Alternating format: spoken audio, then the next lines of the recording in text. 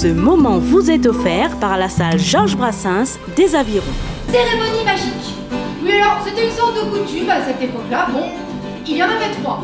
Les 3 fées. Chacune d'entre elles très respectée pour son grand savoir et sa puissante magie. Leur arrivée créa l'admiration de tous et qu'on leur fasse un triomphe.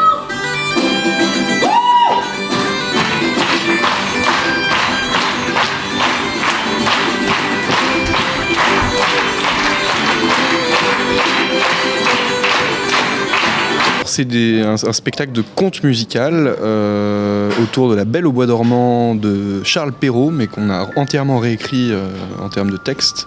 Et on a aussi écrit toute la partition musicale pour décorer, habiller le texte, la réécriture. Voilà, donc c'est un travail de réécriture et de composition. On était déjà venus avec notre première création, Hansel et Gretel, il y a un an et demi à peu près. Et on avait joué au Café culturel La Cerise.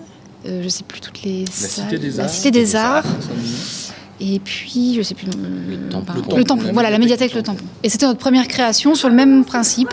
On reprend un conte, on casse tous les codes, on réécrit, on fait les musiques, etc. Et ça, c'est notre deuxième spectacle qui fonctionne pareil. Voilà. On a toujours dans nos spectacles une petite partie où on peut adapter selon le lieu où on est.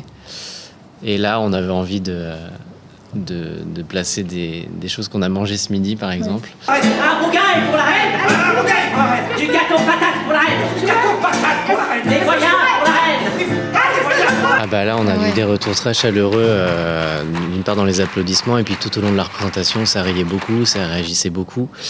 Et puis l'acoustique est très très bonne. On avait une équipe technique super avec nous pour accompagner le spectacle. Au niveau des micros et aussi au niveau de la lumière. Et puis ce genre de jauge-là qui est assez petite est idéal pour nous parce qu'on a juste à faire le spectacle, à être soutenu légèrement au niveau du son et de la lumière et pas en faire trop. C'était très bien.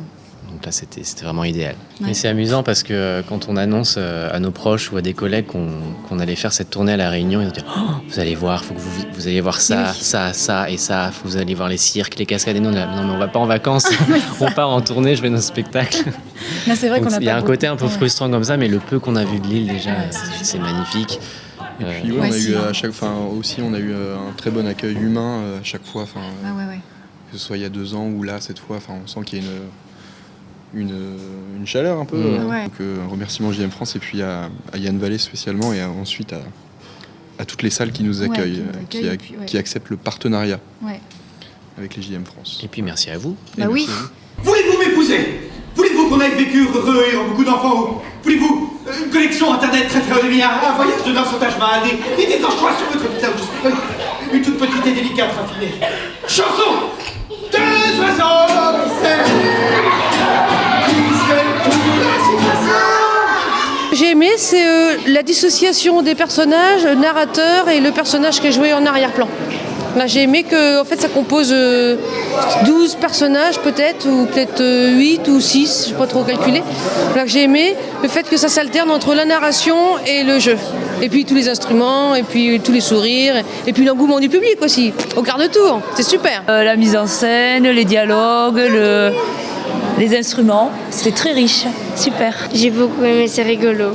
Le truc avec les fées, la chanson là qu'ils arrêtaient pas de tout répéter, c'était rigolo. Trouvé dans les champs, les bois, les prés, les jardins, les prairies. Aucun végétal n'a de secret pour moi. Je connais tout des plantes, je connais tout des bois. J'en maîtrise les sèves, les graines et les fleurs, des racines aux feuilles. Je connais tout par cœur. J'en connais les dangers, j'en connais les vertus. Je sais celles qui soignent. Et puis celles qui tuent. La salle Georges Brassens des Avirons, cultivons l'imaginaire.